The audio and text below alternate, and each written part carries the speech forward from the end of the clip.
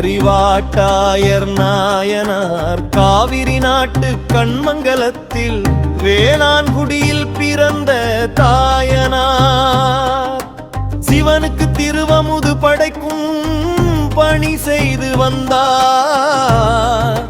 செந்நெல் அரிசி சோறும் செங்கீரையும் மாவடுவும் அவர் படைத்தார். செல்வம் உள்ள போதன்றி அது வற்றியே போதும்.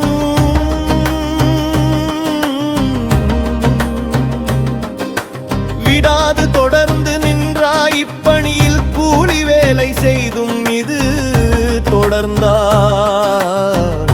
கிடைத்திடும் செம்மெதிலாக்கினார். கார்நெல்களை தமக்காக்கினார் செய்து தருவதா. சிவனுக்கு சென்றால் அரிசி சோறு படைப்பதிலே தடையில்லாமல் போனது. வறுமையிலும் அமுது படைத்தார். அவரை வறுமை வாட்டத் தொடங்கியது அதவு. மனைவியார் கொள்ளை புறத்தே முளைத்த கீரையை சமைத்து பரிமாற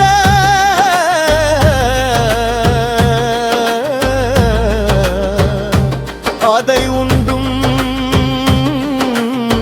கடமை செய்தார். கொல்லையில் கீரையும் இல்லையே என மனைவி தரும் நீரொன்றினை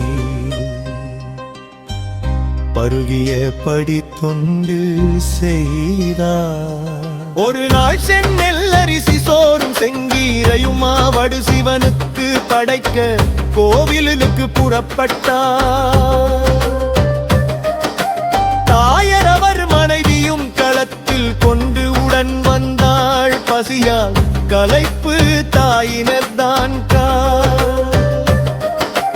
தடுமாறி விழப் போனார். களத்தின் வந்த மனைவி அவரை விடாமல் பற்றினர். சிவனுக்கு படைக்க கொண்டு வந்தவை எல்லாம் கீழே இருந்த நில வெடிப்புள் சென்றது. படைத்திடும் உணவை எல்லாம் போன பின் கோவிலில் செல்வது என்ன பயன்?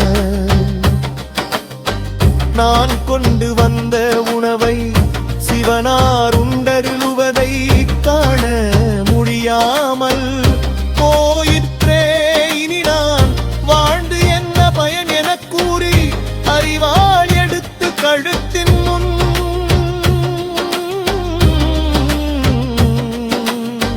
பகுதியில் வைத்து அழிய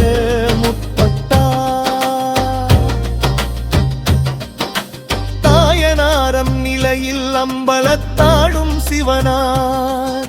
எம்பெருமான் சிவபெருமார் வாளெடுத்த அவர் கையில் இடக்கை பிடித்திடும் ஓசை நிலப்பிரிலிருந்து மாவடும் கழிக்கும் ஓசையுடன் ஒருங்கே எழுந்தது.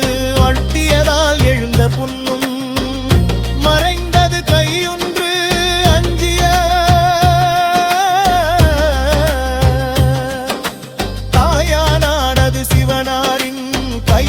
மகிழ்ந்தார் மாவடு கிடைக்கும் ஓசையால்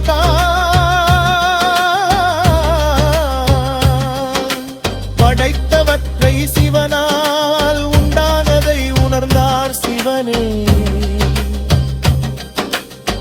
நிலவெளிப்பு நூனவை உன்னிடக்கண்டே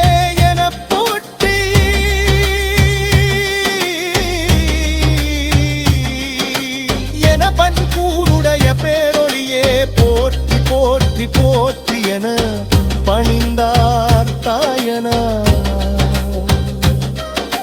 அரும்பெரும் பதம் கழுத்து அறிவாள் வைத்து அழுத்தி அறிய முனை செய்த இவருக்கு அறிவாள். தாயர் பெயர் என்றும் பெயரழைத்தது ஏறு ஊறுது. உமையுடன் தோன்றினார் சிவன். நமவால் கொண்ட அன்பால் நீ செய்த செயல் நன்று உலகில் என்றும் நின்று நிலைத்திடுக என அருளி மறைந்தார் சுபம்.